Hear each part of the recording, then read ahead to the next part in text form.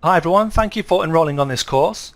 So you have a new app, a product, or a new website idea that you want to launch, but you want to build some buzz and start promoting your site and social profiles as soon as possible. And more importantly, you want to start collecting emails so you can start to build a customer base before your idea is launched. So instead of creating a basic under construction page, we're going to give the user an idea of what you're all about and give them a way to interact with you straight away.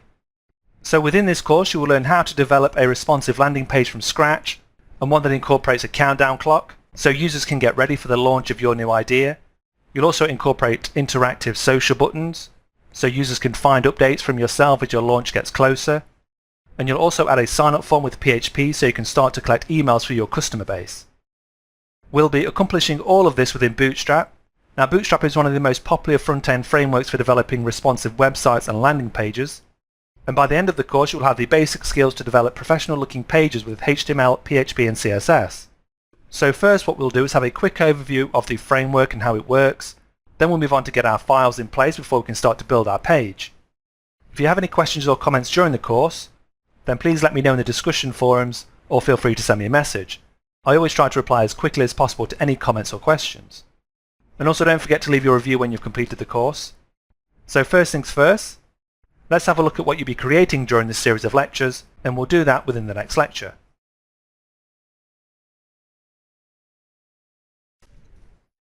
Okay, so let's have a good look at what you'll be creating during this course.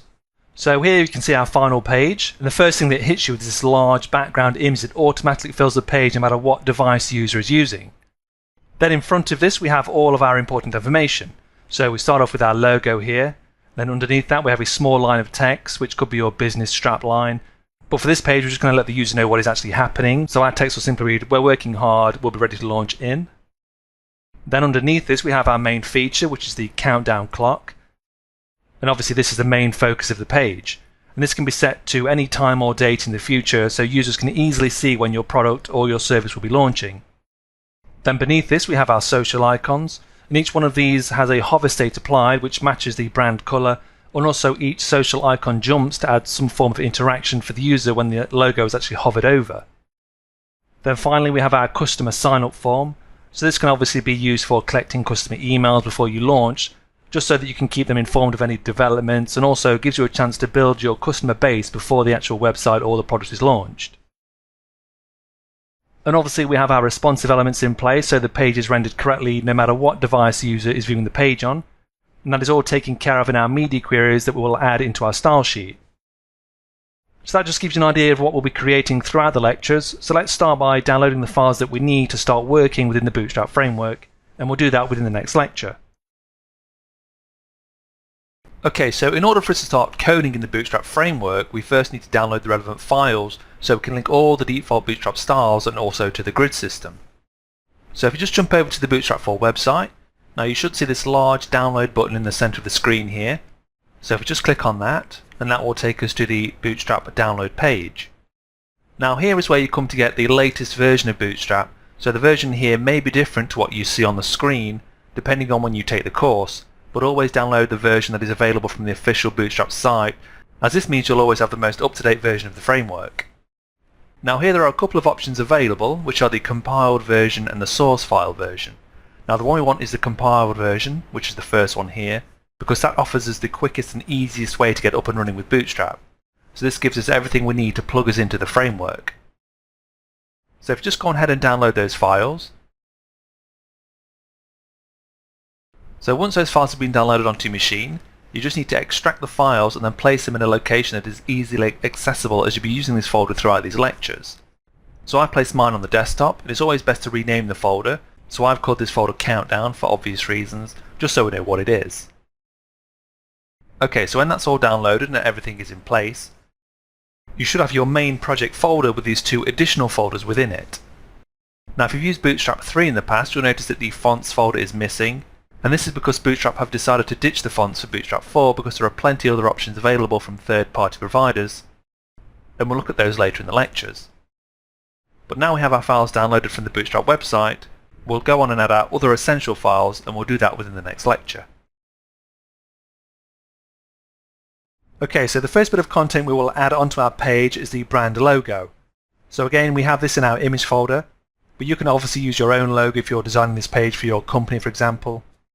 So for this we head to our index page, and in our body tags we can add in our section tag, and we'll give this an ID of logo. Then just be sure to close off the section tag. So this will let us apply individual styles to any elements that are placed within the section tags. Okay, so next we need to add in the container class. So this will effectively house our content, which in this case will be our image. Then just make sure you close off the div. Then we need to add in our row class, and this class lets us place the items we need into a container along a single row. Then again we close off the div. Obviously if you wanted to add other items under the image but stay within the container, you would simply add in another row. But next we add in our column size class, and we want our image to be the only thing along this row, so we can make this item populate the entire 12 rows on all devices. So we add in the colMD12 class. So this will let us place the image anywhere on the row on the medium and above devices, and of course it would stack on the smaller devices. Okay, so now we can add in our content. So we know we only want our image along this row, so we can simply add in the image tag. And then we add in our source, so we need to find our path. So we know we have the image in the image folder, so we go into that. And then our logo is simply called my-logo.png. And as we want the logo to render on all devices, so effectively become responsive, we add a class in and call this image-fluid. So this class just saves us creating different images for different devices. We can simply use one image, and the fluid class automatically resizes the image and renders it so it displays correctly on all screen sizes. Okay, so that should be all we need to place our logo onto the page. So let's go and have a look. So if we just save off the file and then head over to our browser and refresh, now you can see we have a slight issue with our background not displaying correctly here. So we've effectively placed our image above the background image. Now you can't obviously see it because it's white, but the logo is there. Now the issue we have here is that we only applied our background image to the HTML tag, and our page content has been added into the body tags. So we have a nice quick fix to get our page back on track. We simply need to head into our style sheet and add the body tag into the background image styles. So we simply add a comma and then the body tag after the HTML tag. So if we just save off the style sheet there and then head back over to our page and refresh, we can see that we have our background image fill the screen behind our content. And that's because, like I mentioned, the background image styles are also applied to the body tags, which will effectively contain our page content. So we can now see our background image nice and clearly. However, it isn't positioned correctly because it's sat on the left hand side of the screen and we need to centrally align it. So if we head back into our index file, now Bootstrap 4 has a really easy way to align images, and that is with the text alignment classes. So after our size class here, we can simply add in the class text center. So this will effectively centrally align all of our content within this div, and that includes our image. And it will do this on all breakpoints that are extra small and above, which is obviously all devices. So if you wanted to centrally align items on only medium and above devices, then you'd add in a class of text MD center. But if we just save that off there and head over to our page and refresh, we can see that our image shifts to the center of the screen thanks to the alignment class we added in. And if we just resize our screen here, we can see that the image stays centrally when we hit all of our different breakpoints. Okay, so I'd just like to shift the image down slightly, as it is a little tight to the top of the screen here. So if we head into our style sheet, we just need to access our image. So we first access the section ID, which we called logo. Then we can access our image tag, which is IMG, and then we add in our curly brackets. So we need to add some padding to the top of the image. So we can use the padding top property, as we only want to apply the value to the top of the image, and I think a small number like 20 pixels should be enough, because we don't want to shift it down too far. Okay, so when that's in, if we just save off the style sheet, and then head back to our browser and refresh the page, we can see that the image shifts down slightly, and this just gives a little bit more room and pulls it away from the top of the screen. And if we just resize the screen again, we can see that the image stays centrally and the padding is applied throughout all the different breakpoints. Okay, so now we have our image in place and it's positioned correctly, so we'll continue on with the page, and we'll do that within the next lecture. So we have our files downloaded from the Bootstrap website, however we are missing our index file and also our style sheet.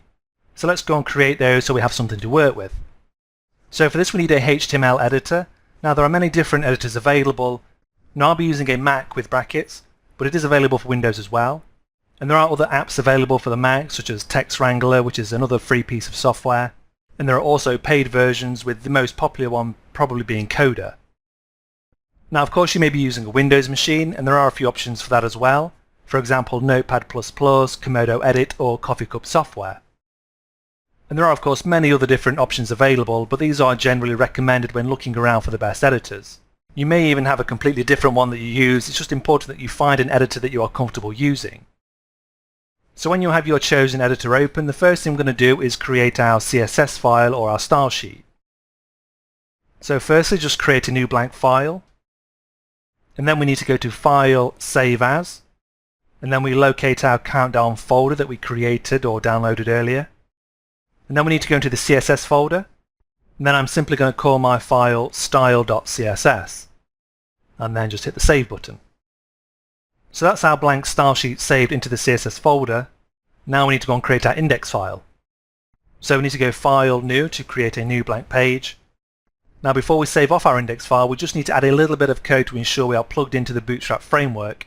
And to do that we need to head back to the Bootstrap website. And we need to head to the Documentation tab up at the top of the screen here. Then we just need to scroll down shortly until we hit the Starter template. So this has everything we need to get us up and running with Bootstrap. So all we need to do here is copy this section of code. And then we can jump back over to our HTML editor and we just need to paste that into our file. And then we can just get rid of this hello world text here, so just delete that out. Now the last thing we need to do is link to the style sheet we created previously, so that whenever we add styles into that CSS file, the styles will be reflected in our index page when we view it in the browser. So in the head section, I'll just put it under the default Bootstrap style sheet here. So we add in the link and then the rel tag, which is simply the relationship, so we give this a value of style sheet. Then next we need to link to the style sheet we created earlier. So we add in the href and then we add in the required path. So we save this in our CSS file and we gave it a name of style.css. Okay, so that's everything set up. Now we just need to save the file. So we go File, Save As, make sure we're in the top level of the countdown folder, and then we simply give this file a name of index.html, and then we hit the Save button.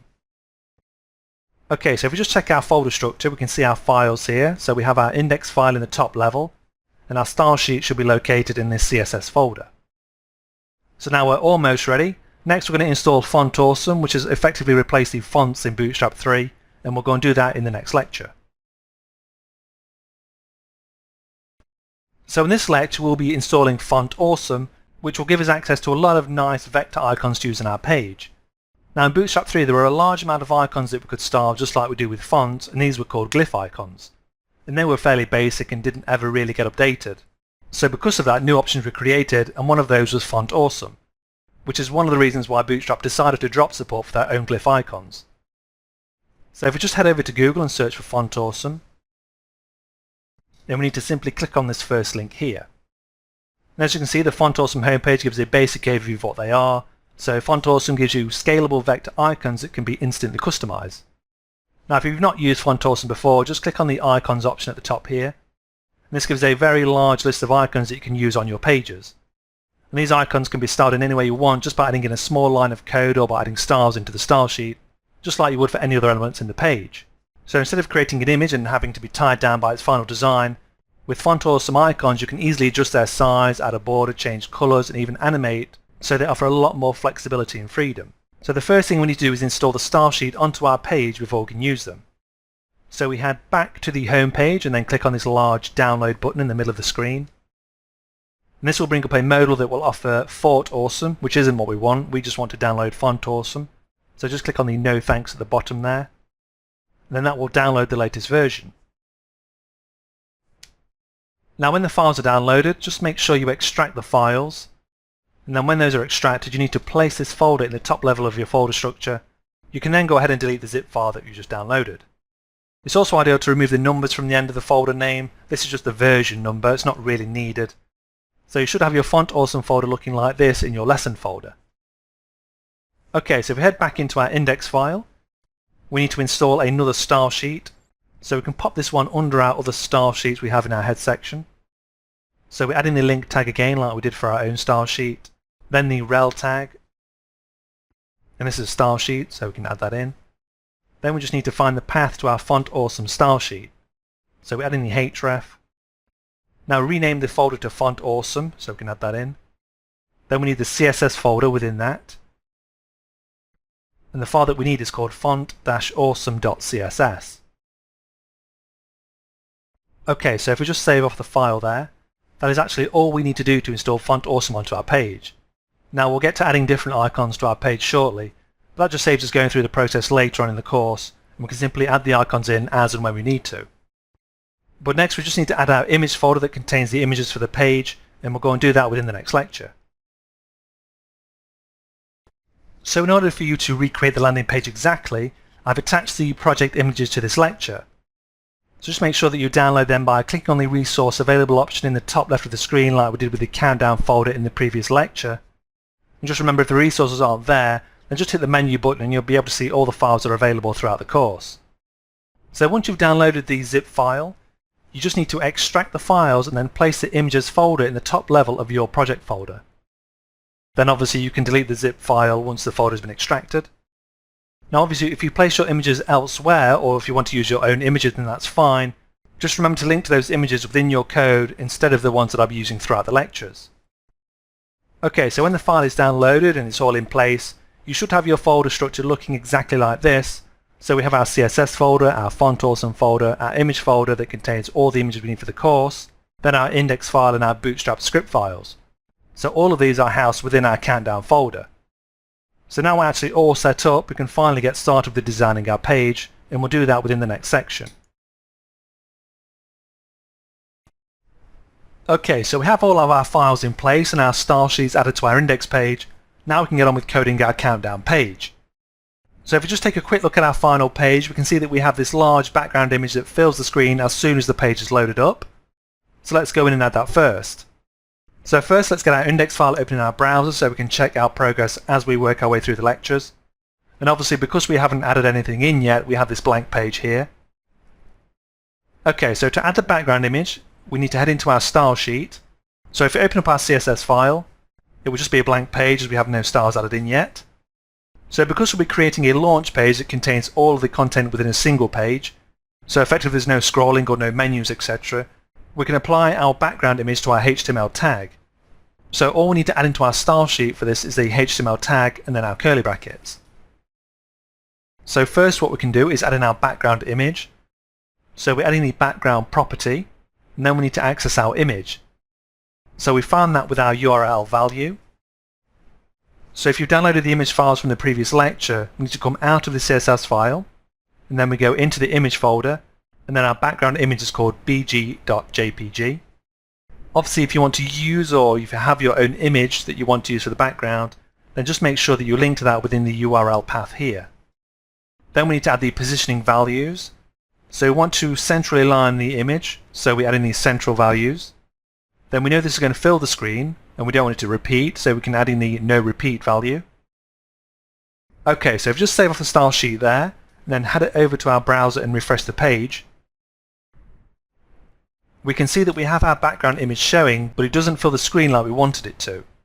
So we want our background image to fill the entire screen, so in order to do this we're simply adding the height property, and we'll give that a value of 100%. So that will ensure that the image fills the screen height no matter what device is being used. We can also add in the background size property, and we'll give this a value of cover.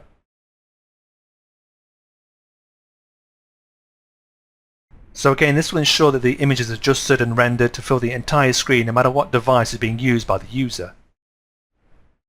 Okay, so if we just save that off there and then head over to our browser and again refresh the page, we can see that we have our page filled with this entire background image, and we accomplished that purely with CSS, and we didn't need to set any background images in any containers or anything like that.